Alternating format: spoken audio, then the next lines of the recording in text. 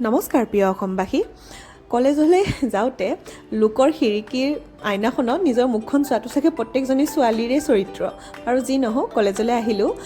ছাত্ৰ ছাত্ৰী বহুত কম বাবে সময়ো বহুখিনি পাইছোঁ সেয়েহে ৰ'দত বহি এক্সামৰ কপিখিনিয়ে চেক কৰিলোঁ আজি কিন্তু বেছ ধেমালি কৰিলোঁ সকলোৱে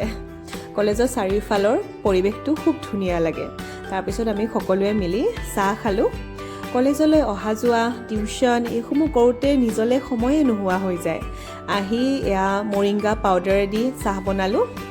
এয়া চাহৰেদি আজি যিহেতুকে কলেজ অলপমান সোনকালে শেষ হ'ল সেয়েহে ভাবিলোঁ এসাঁজ তৃপ্তিৰে খানা খাওঁ টিউশ্যন কৰাৰ আগত সেয়েহে চব্জিখিনি কাটি ল'লোঁ